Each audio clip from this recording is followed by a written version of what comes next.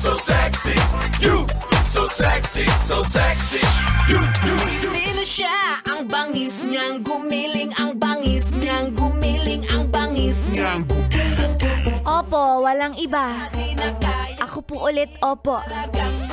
Ang mabangis, makinis, manipis, kahit mag-toothbrush. O kahit hindi nga. Sure ako, masarap pa rin i-kiss. Good morning mga BS. Sexy Mega na naman po ang inyong kasama. And yes! Finally! Woo! Sarap lang sa feeling. Opo, eto na naman po tayo. Biyernes na naman. Ayan, yung araw ng Biyernes tayo po dapat ay shabu mindset. Yan. Thank God it's Friday in Tagalog. Shabu. Salamat Jesus at Biyernes ulit. Yan.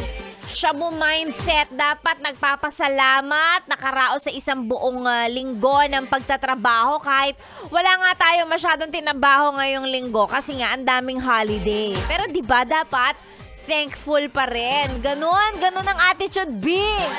Ha? Hindi yung papasok ka, tatrabaho ka, nasa opisina ka nga, nasa work ka nga, ano ginagawa mo? Wala. Sige. Bakit? Sabihin mong mali ako. Kung hindi nakatunganga, nagsiselfone, nag-FB, nag-IG, nagti-TikTok, nag-ML, nakikipagchismisan, nagre-reklamo. Ha? Sige. Sabihin mong mali ako.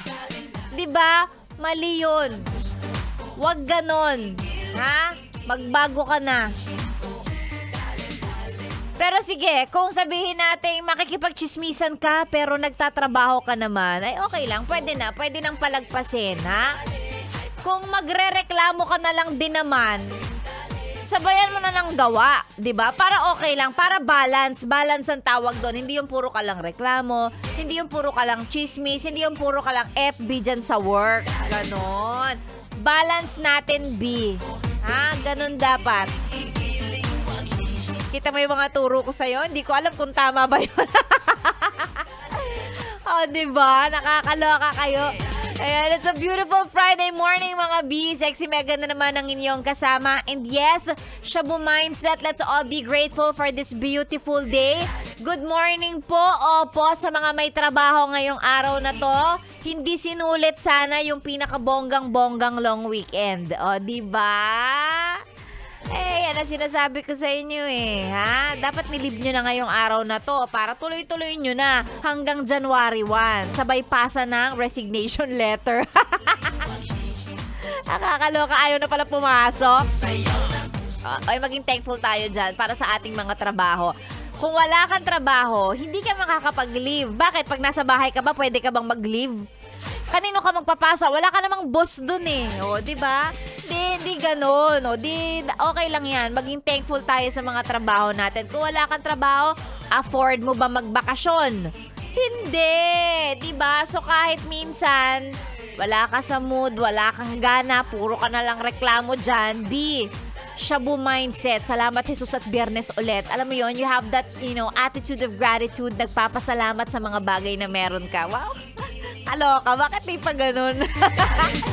Ayan, Sexy Mega na naman po ang inyong kasama para sa mga pa-shoutout na surprise kung babasahin o hindi.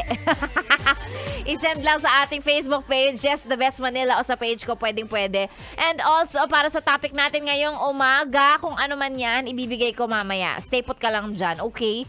Hintayin mo lang. Hintay ka lang dyan. Sexy Mega na po ang inyong kasama all the way until 9 a.m. ngayong beautiful Friday morning sa stasyong nakakayang nakaka-fresh 101.1. Yes, the best!